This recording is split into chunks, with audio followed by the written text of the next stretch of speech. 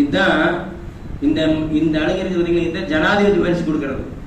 ஜனாதிபதி பரிசு கிடைச்சா எப்படி ஆசிரியர் சந்தோஷப்படுமோ அது மாதிரி ஒரு மாணவன் ஒரு மாணவி உயர்ந்த இடத்தில் இருந்தால் அந்த ஆசிரியருக்கு தான் பெருமை. இருந்த போதிலும் கூட எதிரணி இருக்கிற வழியில் அம்மா மாதிரியை பத்தி 3 பேர் பேசுறாங்க. நான் 1979 2012 வரைக்கும் பெண்களுக்கு தான் வாத்தியார். கிட்டத்தட்ட 22,000 பேருக்கு நான் வாத்தியார் பெண்களுக்கு. ஏன்னா என்கிட்ட படிச்ச பேத்தி இருக்கிறாங்க, இங்க ப்ரொஃபஸரா இருக்கிறாங்க. கரூர் இதுல முத்தூட்டுல மேனேஜரா இருக்கிறாங்க. என்கிட்ட படிச்ச பேத்திய, என்கிட்ட பிள்ளையோட பிள்ளை இந்த அளவுக்கு எனக்கு இருக்கிறாங்க. இருந்த போதிலும் கூட அவங்க எதிரில் இருக்கிறாங்க. அவங்க சப்போர்ட்டெல்லாம் பேச முடியாது இல்லையா? அதனால நான் ஏன் தலைப்பு தான் நான் பேச முடியும். இப்ப நான் கண்ணையை பத்தி நான் பேசுறேன். கண்ணையை அம்மா சொல்றாங்க மாதவி தான் சகலமும் கத்தவங்க, ஏதோ ஊர்வீட்டோட வாரிசு அப்படின்லாம் சொல்றாங்க. இது இது இளங்கோவடிகள் அவர் அப்படி போய் ஒன்றும் மாதவிக்கு முக்கியத்துவம் கொடுக்குற மாதிரி தெரியல. இளங்கோ கண்ணகி 300லும் கொண்டு வர்றாரு. கண்ணையின் கற்பு அப்படின்னு கொண்டு வர்றாரு. ஊழ்வினை அதுலயும் கொண்டு வர்றாரு. அதுக்கப்புறம் அரச நீதி அப்படின்னு சொல்லி அதுலயும் கொண்டு வர்றாரு. இவரை கண்ணகி கதாபாத்திரத்தை எல்லா இடங்களையுமே தொடாம போற அப்படி முக்கியமான ஹீரோயின் கண்ணகி தான். இதுல எந்தவித மாற்று கருத்தும் இல்லை. இந்த அம்மா ஆரம்பத்திலே 2 பேருமே சிறு வயதிலே விளையாண்டுக்கிட்டு இருந்தவங்க தான், இல்லைன்னு சொல்லல. கண்ணையும் கோவலனும் சிறு வயதிலே மாசத்தோட மகளும் அப்புறம் தனித்தனியா பிரிக்கப்பட்டாங்க. அப்புறம் கல்யாணம் ஆச்சு. அது கிட்டத்தட்ட காதல் கல்யாணம் மாதிரி ஆச்சு. இருந்த போதிலும் கூட இருந்தாலும் கூட கண்ணகி என்ன பண்ணாங்க, நல்ல சந்தோஷமா வாழ்ந்துட்டு இருந்தாங்க. ஊழ்வினையின் காரணமாக, ஊழ்வினை எப்படி சொல்றாரு, அது ஊழ்வினை உந்து ஊட்டும் அப்படின்னு சொல்லி சொல்றாங்க. இந்த ஊழ்வினை காரணமா என்ன ஆயிடுச்சுனாக்க, இந்த மாதிரி அரசபையில நல்லா டான்ஸ் ஆடுறாங்க, எல்லாம் பண்றாங்க, பரிசு வாங்குறாங்க, முத்து வாங்குறாங்க.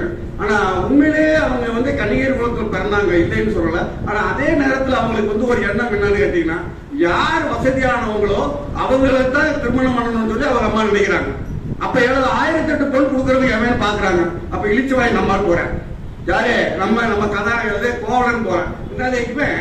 ஊழ்வினையின் காரணமாக அங்க போய் காமுகன், இப்ப கிளவுகாவடிகள் எப்படி சொல்றாங்க, காமுகன் அது இவன் பெண்கள் மேல அதிக நாட்டம் உள்ளவன். நடனம் இவன் நல்லா பாடுவான். கோவலன் நல்லா பாடக்கூடியவர், யாழ் வீட்டுல வல்லவர். அதே நேரத்தில் பேச்சு ஆளுடைய வியாபாரத்தில் தந்திரம் உள்ளவர். இன்னொரு பெரிய பிளஸ் பாயிண்ட் இருந்தாலும் கிடைச்சது எப்படின்னு கேட்டீங்கன்னா, இவர் தந்தையார் அதிகமான செல்வம் சேர்த்து வச்சுட்டு போயிட்டாரு. ஏன்னா இலவசமா கிடைச்சாக்க ஆணவம் வரத்தான் செய்யும். இலவசமா ஆணவம் வரத்தான் செய்யும், பேசத்தான் செய்யும். சம்பாதிச்சா தானங்க பணிவா போக முடியும். இலவசமா கிடைக்குது, எல்லாத்தையும் ஆணவமா தான் பேசுவாங்க. இப்ப என்ன பண்ற, 1008 போயிட்டு போகுது, நான் வாங்கிக்கிறேன். ஆனா பின்னால என்ன இருக்குங்கிறத யோசிக்கல. பின்னால அந்த கணிகை அந்த அம்மாவை நம்ம கல்யாணம் முடிக்க போறோம், அவன் நம்மளுக்கு 2வது மனைவியா வரப்போற, மனைவி இல்ல பப்பாட்டியா வரப்போறா, மனைவினால இதுவரையும் சொல்லவே இல்லை யாருன்னு.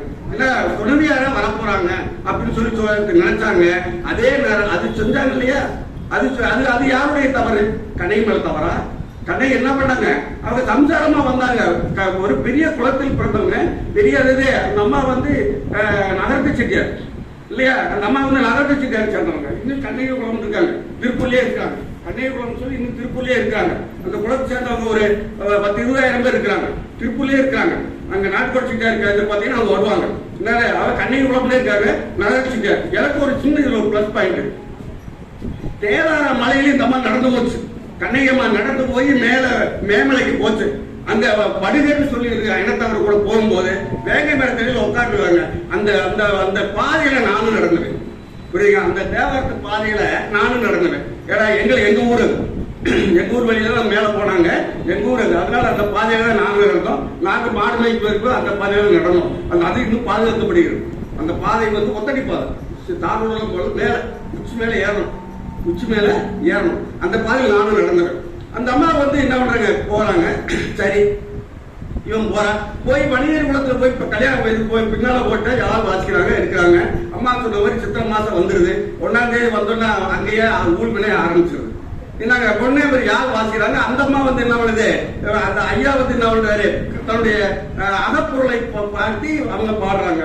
அந்த ஐயா பேராரு, இந்த அம்மா என்ன பண்ணுது, இன்னொரு ஆர்வனை எனக்கு பார்த்து வருது. அதுல மனக்கசப்பு வந்துடுது.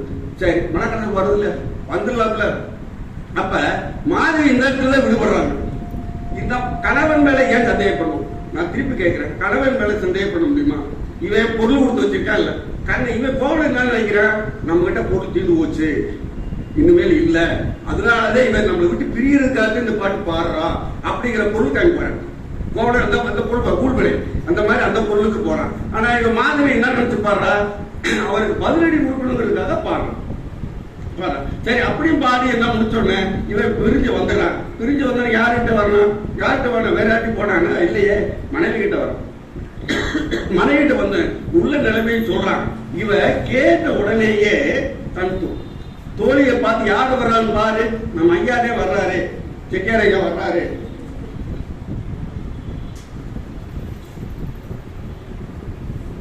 செட்டியார் ஐயா வர்றாருன்னு என்ன பண்றாங்க, இவங்க போய் வரவேற்று நம்ம மூஞ்சி சுழிக்கல. அங்கதான் இருக்கிற பெரிய பிரச்சனை. நம்ம அந்த அம்மாவை உயர்வா பேசுறது குன்றிலிட்ட விளக்காய் விளங்குவதற்கு காரணம், அந்த அம்மா இன்னொரு பெண்ணுடன் இருந்துட்டு பொருள் தீர்த்துட்டு தோத்துட்டு வெறுங்கையோட பிச்சை எடுக்கிற குளத்துல வர்றேன், நீ ஏன்டா இப்படி வர்ற அப்படின்னு கேட்கல. ஏன் இப்படி வர்ற அப்படின்னு கேட்கவே இல்லை. அந்த அம்மா என்ன சொன்னாங்க, அவங்க இன்பகத்தோட அழைச்சு உட்காந்து, ஐயா இந்த மாதிரி தோத்துட்டேன், உண்மையை சொல்றாரு, இந்த மாதிரி தோத்துட்டேன், பொருள் பூரா போச்சு, இந்த மாதவிட்ட கொடுத்துட்டேன், பொருள் எதுவுமே இல்லை. ஏன் இல்லைங்கிறீங்க, என்கிட்ட 2 சிலம்பு இருக்குது, இந்த சிலம்பு உப்புமா வியாபாரம் பண்ணுவோம் அப்படின்னு சொல்றாரு. அப்ப அவரே இல்ல, ஐயா நம்ம இங்க இருக்கக்கூடாது, நம்ம போகலாம் அப்படின்னு சொல்லி 2 பேரும் பரப்புறாங்க. கோவலனுக்கு அந்த ஊர் எஸ்ல விருப்பம் இல்லை. ஏன்னா வாழ்ந்து கிட்ட கொடுப்போம், அவன் வாழ்ந்து பொம்பளை கிட்ட போய் தோத்து போயிட்டான்னு எல்லாத்துக்கும் தெரியும் இல்லைங்களா. அப்ப வாழ்ந்த கிட்ட கொடுங்க. அதனால அவங்க அப்படியே வர்றாங்க. வந்துகிட்டு இருக்கும்போது மதுரை வந்து அடைய வேண்டிய சூழ்நிலை வந்தாச்சு. அப்ப கவுந்தடிகளை பாக்குறாங்க. கவுந்தடிகள் ஒரு 1000 குலத்து அம்மாவை போய் அவங்க தனியார் எடுத்து சொல்றாங்க. இருந்தோன்னே அவங்க என்ன பண்றாங்க, பழையபடியும் கவுந்தடிகள் சொன்னாங்க 1000. அப்ப 2 பேர் ஒரு